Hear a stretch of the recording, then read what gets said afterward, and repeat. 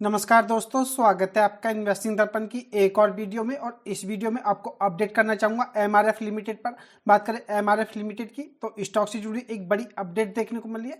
बात करें 6 फरवरी की तो 6 फरवरी को एमआरएफ के Q3 के नंबर्स आते हुए देखने को मिल रहे हैं। तो ऐसे में फ्रेंड्स, अगर आप स्टॉक से जुड़े हुए हैं या जुड़ना चाहते हैं, क्योंकि बात करें स्टॉक के 52 वीक हाई की तो यह 1,51,445 तक स्टॉक जाता हुआ देखने को मिला था। और बात करें स्टॉक की तो यह 1,13,857 रुपये पर इस समय देखने को मिलता है। तो ऐसे में बात करें तो काफी सारे निवेशक इसी स्टॉक में गिरावट के चलते इन्वेस्टमेंट करने के बारे में भी सोच रहे होंगे। तो फ्रेंड्स, आप जल्दीबाजी में गलत डिसीजन लेने से बचे। स्टॉक के क्या टारगेट प्राइस आपको देखने को मिल सकते हैं अगर स्टॉक में गिरावट होती है, तो आपको यह भी इस वीडियो में पता चल पाएगा। और इसके Q3 के नंबर्स भी देखेंगे कि नंबर किस तरह से देखने को मिल रहे हैं, तो आपको पता चल पाएगा कि बिजनेस परफॉर्मेंस के हिसाब से एमआरएफ हमें किस तरह से देखने को मिल रहा है। तो वीडियो काफी खास होने जा रही है, वीडियो का आप अंत तक देखिएगा ताकि आपको एमआरएफ से जुड़ी हुई जानकारी के बारे में पता चल सके। बात करें एमआरएफ की तो एमआरएफ ने Q3 के नंबर्स के साथ साथ डिविडेंड का भी अनाउंसमेंट किया है। और बात करें डिविडेंड की तो डिविडेंड को ज्यादा अच्छा देखने को नहीं मिल रहा है, मात्र 3 रुपए के डिविडेंड का अनाउंसमेंट होता हुआ देखने को मिल रहा है। और बात करें इसके लिए रिकॉर्ड डेट की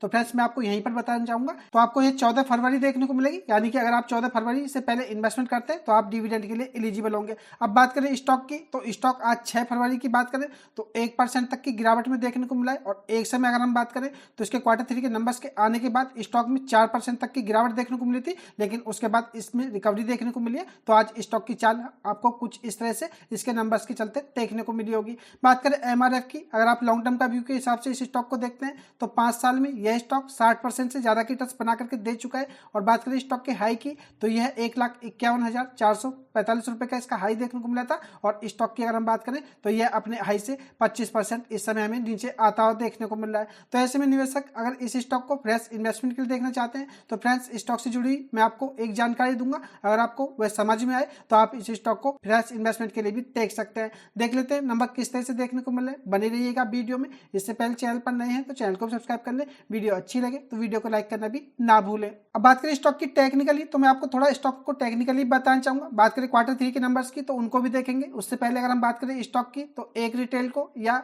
जो बाजार में कम जानकारी रखते हैं उनको यह लगता है कि स्टॉक में गिरावट हो चुकी है। और जैसा कि आपको बता चुका हूँ, स्टॉक के हाई से अगर हम देखें तो इस स्टॉक में यह 25% तक की गिरावट होती हुई देखने को मिल रही है। तो ऐसे में निवेशकों को लगता है कि स्टॉक में गिरावट हो गई है, लेकिन फ्रेंड्स, गिरावट आपको और कितनी देखने को मिल सकती है यह भी आपको पता होना चाहिए, क्योंकि स्टॉक को अगर आप सही लेवल पर खरीदते हैं तो आपको रिटर्न परसेंटेज अच्छी रहती है। और अगर आप स्टॉक में गिरावट के बाद खरीदते हैं और आपको और गिरावट देखने को मिलती है तो ऐसे में आप परेशान हो जाते हैं। तो ऐसे में बात करें एमआरएफ की तो मैं आपको स्टॉक को टेक्निकली बताना चाहूंगा। अगर स्टॉक में और गिरावट आपको उसके Q3 के नंबर्स के चलते देखने को मिली तो यह स्टॉक कहां तक के लेवल आपको दिखा सकता है। बात करें स्टॉक का तो यह मैंने चार्ट लगा रखा है और ये वीकली चार्ट है, यानी इसका जो एक कैंडल है यह एक हफ्ते का कैंडल है। तो फ्रेंड्स, आपको ये पता होना चाहिए। और जो ये व्हाइट ईएमए में जिग जैग कर रहा हूँ यह इसकी 200 हफ्ते का एवरेज है, तो आप इस बात को ध्यान में रखें। बात करें स्टॉक की टेक्निकली, अगर हम इसके चार्ट के अकॉर्डिंग देखें तो स्टॉक में जब गिरावट होती है तो यह अपना जो इसका वीकली 200 वीक का यह इसको भी टच करता हुआ देखने को मिलता है। और फ्रेंड्स, बात करें स्टॉक के करंट मार्केट प्राइस की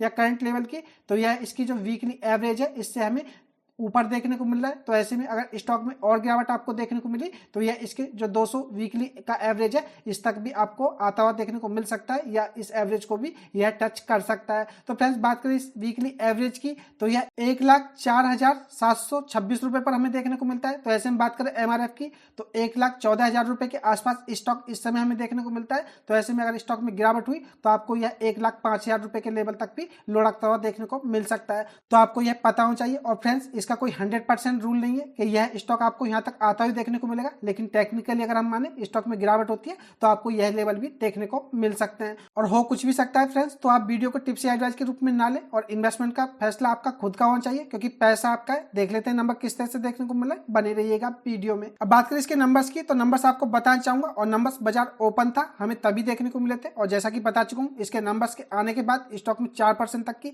गिरावट भी देखने को मिली, लेकिन उसके बाद रिकवरी देखने को मिली और स्टॉक 1% की गिरावट के साथ हमें बंद होता हुआ देखने को मिला। बात करें नंबर्स की, तो नंबर्स देख करके आपको झटका लग सकता है अगर आप स्टॉक में इन्वेस्टेड हैं। तो फ्रेंड्स आपको टेक्निकली बता चुका हूँ, स्टॉक में अगर आपको गिरावट देखने को मिली तो स्टॉक आपको 1,05,000 रुपए के लेवल तक भी जाता हुआ देखने को मिल सकता है। तो ऐसे में आप इसके नंबर्स के चलते स्टॉक में अपनी आगे की इन्वेस्टमेंट की रणनीति बना सकते हैं। बात करें सितंबर 24 से दिसंबर 24 की, तो आप सेल्स को देखिएगा 6,881 करोड़ देखने को मिलती थी, जो कि बढ़कर के 7,001 करोड़ रुपए हो गई है। तो सेल्स या रेवेन्यू की बात करें तो हमें जंप देखने को मिली है। EBIDT की बात करें तो 1,011 करोड़ देखने को मिलती थी, कम होकर के 835 करोड़ रुपए रह गई है। तो आपको EBIDT में बड़ी गिरावट देखने को मिलेगी। और आप नेट प्रॉफिट को देखिएगा 471 करोड़ रुपए के नेट प्रॉफिट कम होकर के 315 करोड़ रुपए रह गए। तो MRF के नेट प्रॉफिट भी हमें लुढ़कते हुए देखने को मिल रहे हैं और इसी की वजह से हमें स्टॉक में गिरावट देखने को मिली थी। बात करें EPS की, तो EPS 1109.85 देखने को मिलता था, कम होकर के 743.79 रह गया है। तो EPS भी लुढ़कता हुआ देखने को मिल रहा है। और आप ईयर ऑन बेसिस के हिसाब से देखेंगे तो भी आपको नंबर कोई ज्यादा अच्छे देखने को नहीं मिलेंगे। आप दिसंबर 23 से देखेंगे, यानी कि इन नंबर से कंपेयर करके, तो आपको पता चल पाएगा सेल्स में आपको 14% की जरूर जंप देखने को मिलेगी, लेकिन EBIDT 21% लुढ़कती हुई देखने को मिली। और आप नेट प्रॉफिट को देखेंगे तो 38% की गिरावट आपको ईयर ऑन बेसिस के हिसाब से नेट प्रॉफिट में भी देखने को मिलेगी। यानी कि बात करें MRF की, तो इसके नेट प्रॉफिट हमें क्वार्टर एंड क्वार्टर बेसिस और ईयर ऑन बेसिस दोनों ही बेसिस पर गिरते हुए देखने को मिल रहे हैं। तो ऐसे में आपको इसके बारे में पता होना चाहिए, क्योंकि इसके नंबर्स का असर आपको स्टॉक पर आगे भी देखने को मिल सकता है। EPS की बात करें तो 38% की गिरावट आपको EPS में भी देखने को मिलेगी। तो फ्रेंड्स बात करें MRF की, तो नंबर कोई ज्यादा अच्छे देखने को नहीं मिल रहे हैं और कल भी देखने वाली बात होगी कि इसके नंबर्स के चलते स्टॉक पर किस तरह से असर देखने को मिल सकता है। आशा करता हूं आपको MRF के बारे में अच्छी तरह से पता चल गया होगा कि इसके नंबर्स किस तरह से देखने को मिल रहे हैं और टेक्निकली अगर हम बात करें तो स्टॉक का और कितना मोमेंटम आपको आगे देखने को मिल सकता है।